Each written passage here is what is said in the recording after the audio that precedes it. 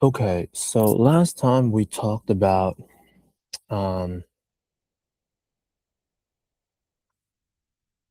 weights, roots, and co-weights.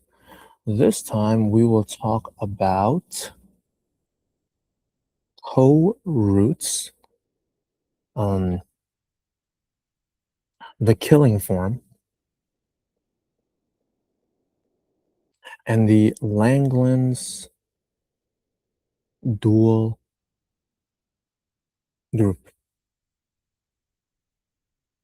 Okay, so you're gonna have to watch the previous video to at least kind of follow this. So given a semi-simple Lie algebra, T, we can create an adjoint representation. Okay, adjoint representation. Okay, then the killing form is a bilinear form, also in another video. I'm going to call this B, that eats two elements of the Lie algebra and outputs, okay, and outputs a complex number. So B eats X and Y and outputs a number. So X and Y are both inside of T, okay, the Lie algebra T. Okay, so how is this bilinear form actually defined? It is defined as this: xy is equal to the trace of adjoint x composed with adjoint y. Let me use capital Y. Okay. So how is adjoint A defined? So adjoint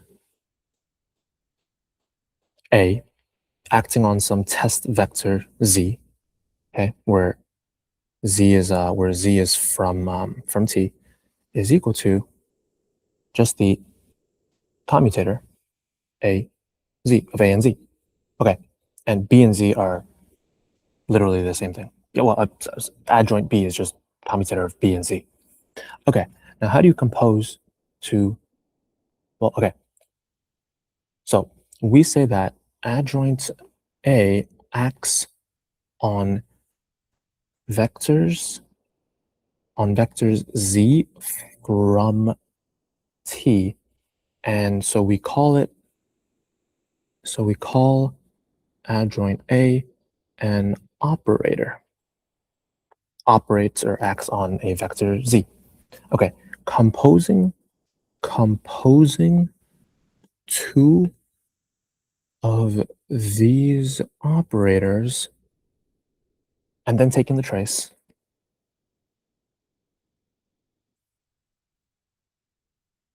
that is the definition of the killing form. Okay. So, adjoint A acting on Z looks like what? Looks like a Z. Adjoint B acting on Z looks like BZ. Adjoint A composed with adjoint B acting on Z looks like what? Looks like A, comma, B, and Z inside a bracket. Okay. Yeah. So this is the composed action, adjoint A composed with adjoint B on a test vector Z. Okay. Now, the trace of this composed action, just this part, okay, the trace of it,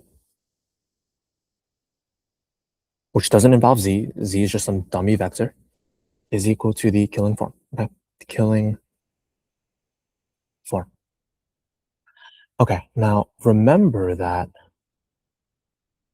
a root L of a Lie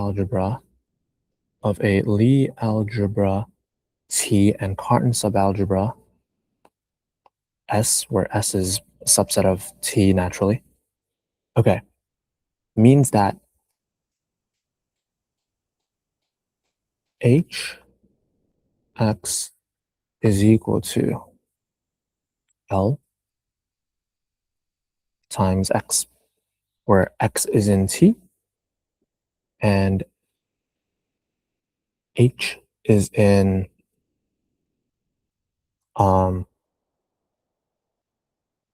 S, this Cartan Subalgebra, and LH is a number, okay? It is a complex number. Could be a real number.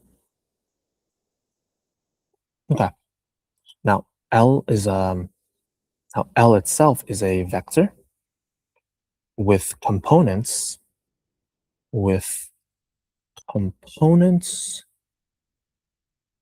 L H I. Okay. This is not L is not a vector of T or in T, okay? It's a vector, but it's not in T. Okay? It is not in the vector space T or the Lie algebra T. Okay, now, if it is the case that L eating H, okay, is equal to B H sub L comma H, okay, for all H in the Cartan subalgebra, okay, then we say that H sub L is the unique element in the Cartan subalgebra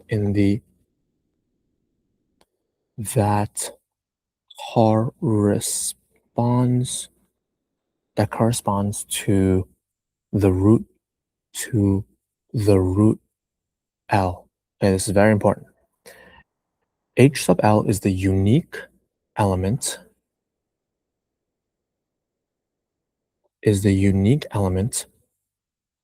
in the Cartan subalgebra that corresponds to the root L. L eating anything, eating any H in the Cartan subalgebra is the same as taking the killing form of HL and any other H in the Cartan subalgebra, okay? Okay.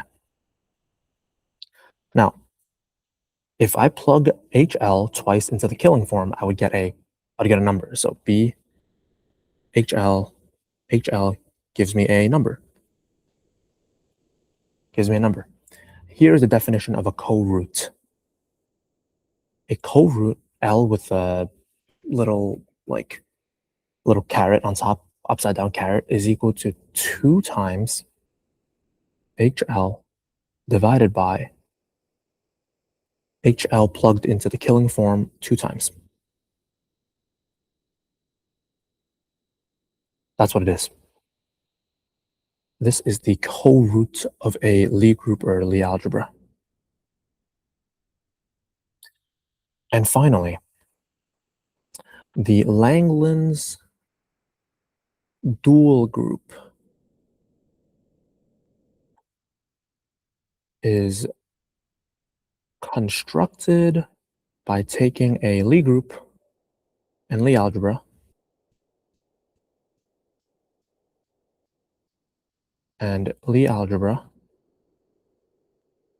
and swapping all roots and co-roots and all weights and co-weights. That is the famous Langlands dual group.